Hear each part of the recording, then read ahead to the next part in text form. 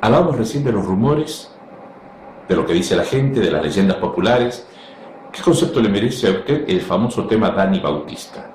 Dani Bautista. Que le costó al Hércules 1.200.000 euros. Yo no estaba aquí, pero efectivamente el procedimiento es el mismo. Si tú tienes una cláusula en el contrato donde te obliga el club de origen a que cuando tú vayas a liberar a ese jugador se lo comunique, y creo que es así el caso, había que haberlo comunicado, ahí se cometió un error muy grave, muy grave. Y te diré por qué. No porque sea Dani Bautista, sino porque de esa cláusula hablaba que había que pagar al club de origen, creo recordar, yo no estaba aquí, pero por lo que he leído, 1.200.000 euros. Correcto. Ahí se cometió un error muy gordo. Lo comete el Hércules. Efectivamente. Y te voy a poner un ejemplo. Cuando yo tuve que volver aquí por segunda vez y estaba Pepe Bernabé como consejero delegado, se cometió una falta de bulto. ¿Cuál era la falta de bulto? Toda sociedad periódicamente tiene que hacer las declaraciones de IVA. Eso es todo lo que has facturado y todas las facturas que has soportado. Entonces, este consejero delegado entendió que no había que presentar, fíjate qué cosa, no había que presentar las declaraciones trimestrales, y por eso Hacienda nos sancionó en 1.600.000 euros, simplemente porque no habíamos presentado los documentos.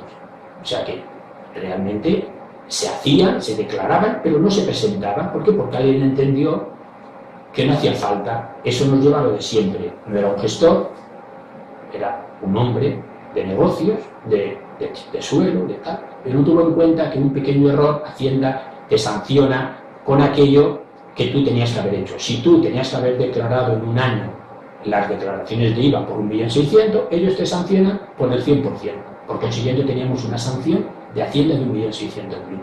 Cuando yo llego aquí y me encuentro esta situación, inmediatamente lo ponemos en manos de abogados y empezamos a demostrar efectivamente el proceso. Bueno, al final, gracias a Dios, no se tuvo que pagar ese dinero. Aquí nos ha ocurrido lo siguiente: una cosa tan tonta, que es un comunicado a Huelva diciendo su pupilo, no sé qué, tal, no sé cuánto, se liberará con fecha tal. Le das una opción.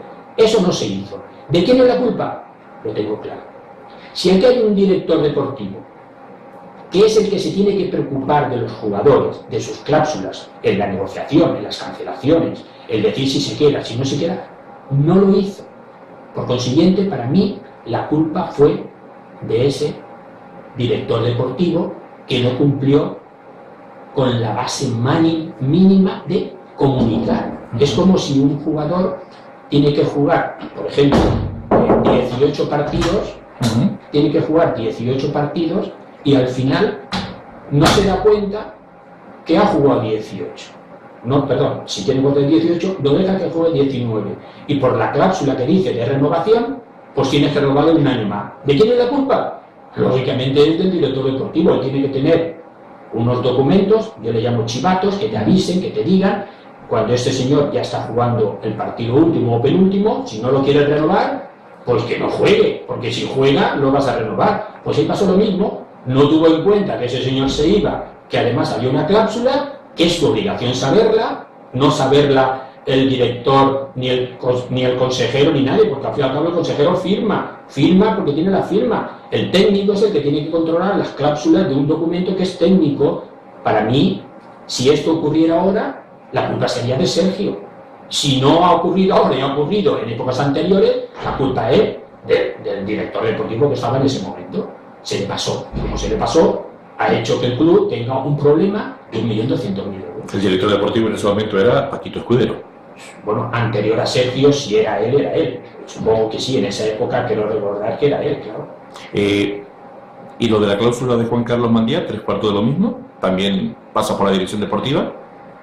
Cuando hablamos de técnicos, para mí la responsabilidad siempre es del director deportivo. Si el director deportivo tiene una responsabilidad y una jerarquía sobre una serie de personas y es la correa de transmisión entre el club y los jugadores y el entrenador inclusive, el que comete el error lo paga.